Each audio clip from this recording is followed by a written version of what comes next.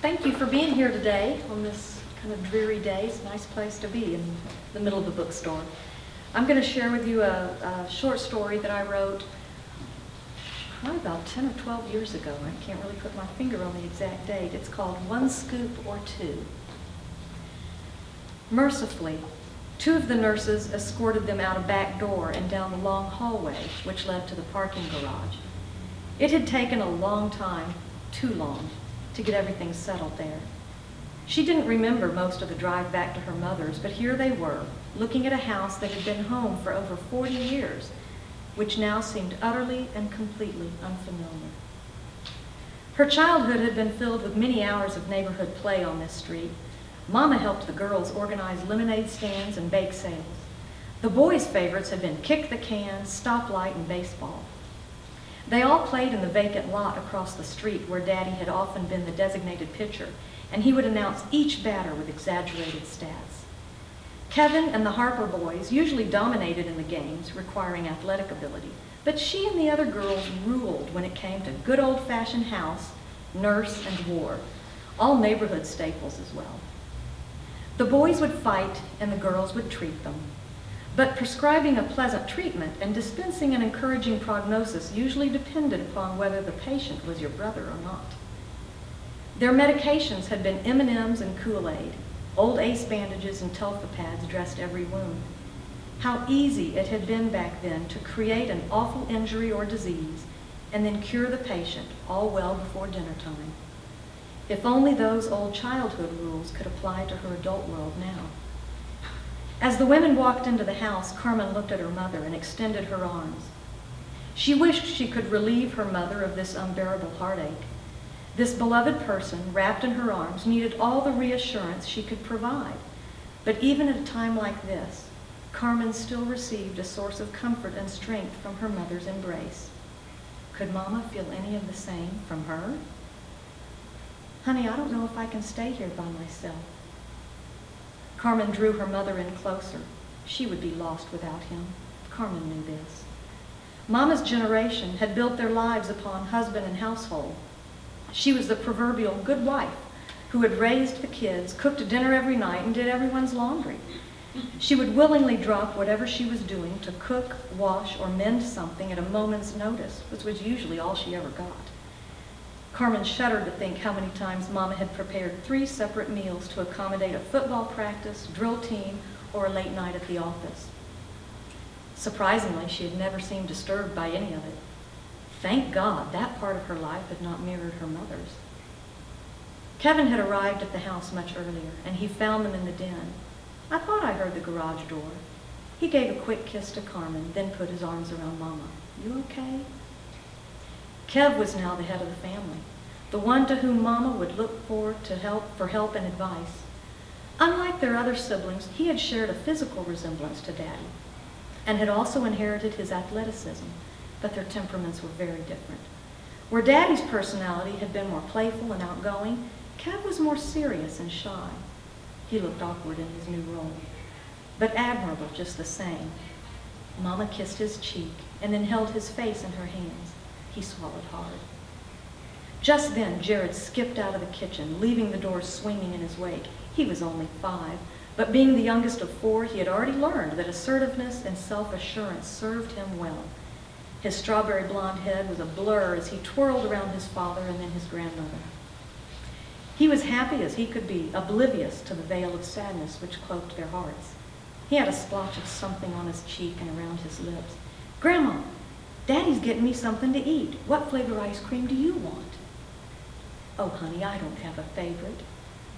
And she hesitated. I'll have the same as you. Well, mine's chocolate. That's my favorite. Want it to be your favorite, too? His sticky fingers grabbed her wrinkled hands as he pulled her toward the kitchen.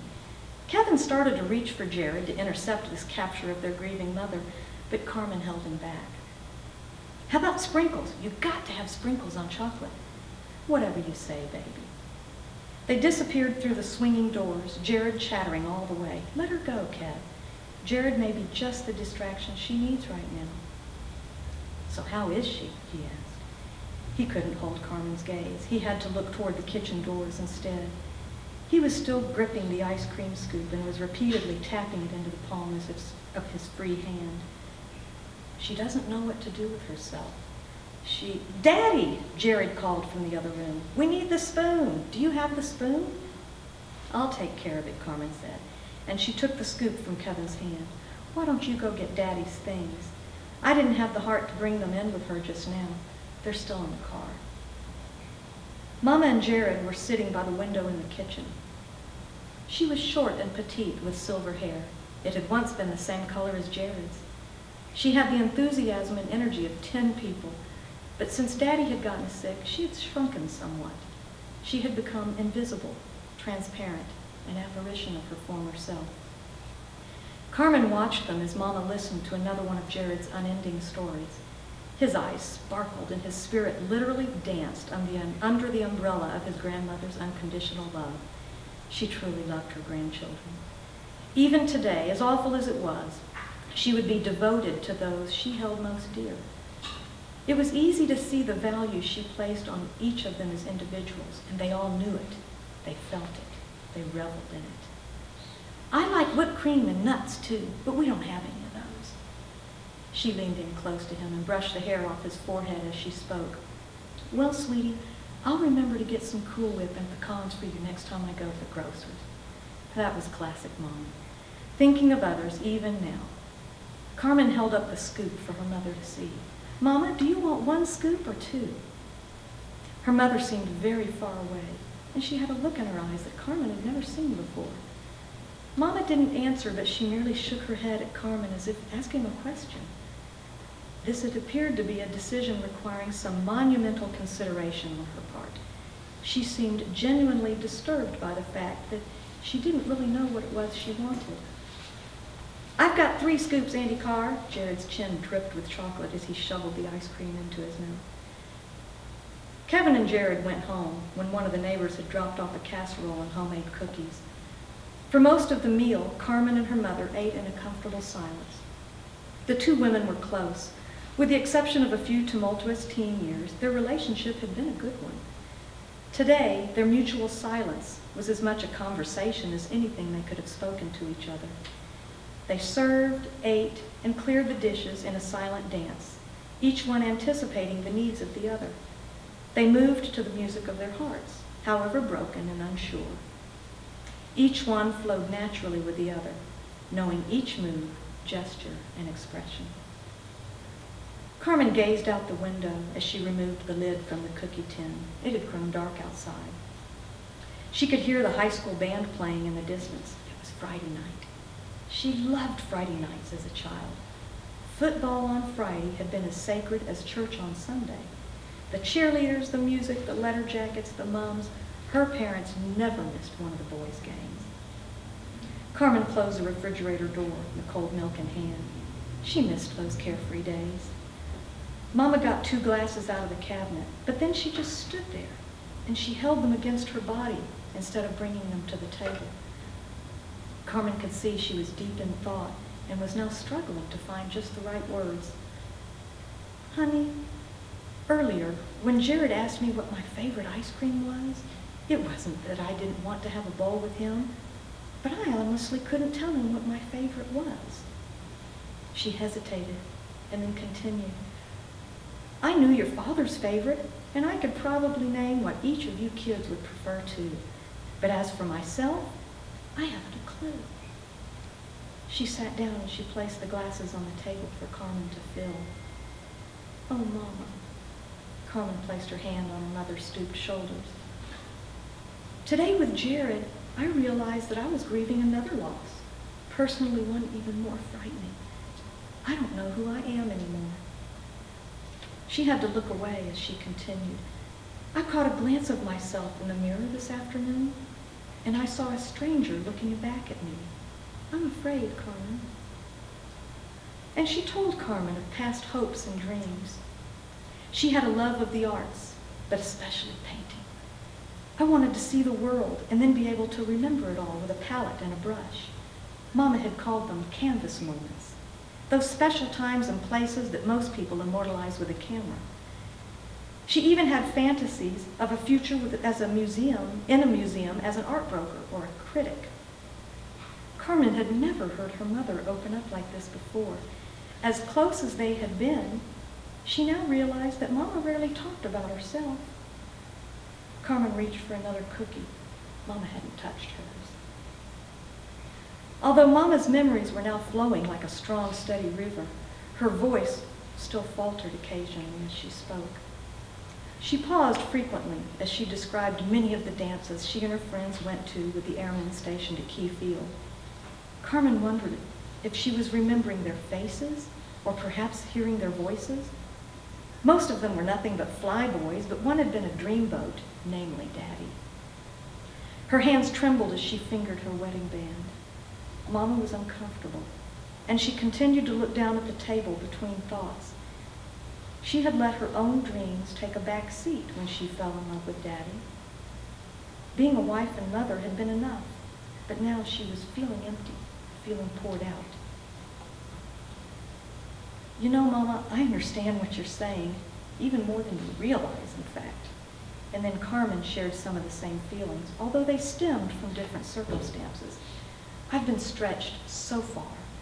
Between work, Michael, and the kids, I don't have any time to call my own anymore. She told her mother how difficult it had been to juggle the stresses of a successful career with the guilt of not being home when the kids were little. And Carmen knew firsthand the benefits of having a stay-at-home mom, and knowing just what her kids were missing made her balancing act even more difficult. And with Michael's business trips becoming more frequent since his promotion a few years ago, Mama, sometimes I just want to scream. The fact that her father's lengthy decline had left her drained was left unspoken. And now, with Mama all by herself, there didn't seem to be an end to Carmen's own heartache. Yes, she was empty and poured out too. You know, honey, Mama said, I wouldn't change a thing about our family, and I don't want you to feel that you should change anything about yours. I'm so proud of who you are, at work and at home, and you should be too. She had been looking Carmen in the eye, but now she looked away. But you see, this afternoon, with Jared's seemingly simple question, I realized that I had been so busy being a wife and a mother over the years that I've just forgotten who I was without that. Oh, dear Mama. Carmen could see that she didn't know how to trust herself or her feelings, and that troubled Carmen. Had she, Daddy, and the boys helped create their mother's current situation by being so willing to receive her gifts of self?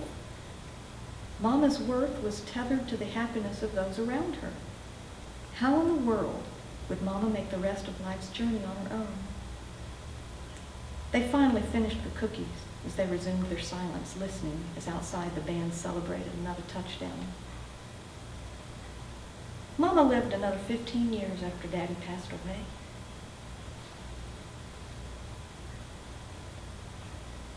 In the months after his death, she returned to some of the activities she had put on hold during his illness.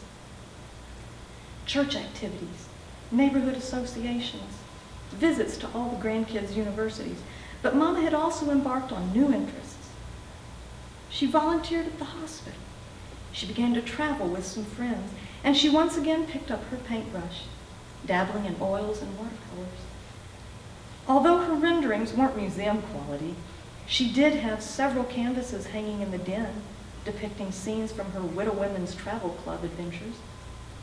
One painting, a sunset on Maui, actually hangs in the volunteers' break room at the medical center.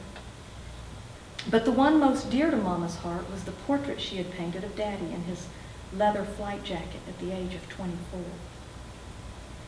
Leaning on the doorframe, Carmen stood in the doorway of her mother's bedroom. She could still smell Mama's familiar scent in here. She looked around and spotted her Avon night cream on the dressing table. That moisturizer would always be a bittersweet reminder of the memories too raw to feel today. It was just too soon. Carmen had been lost in all the old family photos and knickknacks, which covered the bureau when she saw it. It was her mother's keeping box. It was there on the nightstand. It was nothing but an old cigar box that one of the boys had decorated long ago with all sorts of buttons of different sizes, shapes, and colors. Whichever brother had fashioned the box had given it to her for a birthday present long, long ago. Carmen caressed this special box of treasures, and then she opened it gingerly. There was an old snapshot of her mother as a small child, being cradled by Grandma Rosie. There was one of Mama and Daddy on their 25th, and there were several other pictures of women she didn't recognize, probably that travel club.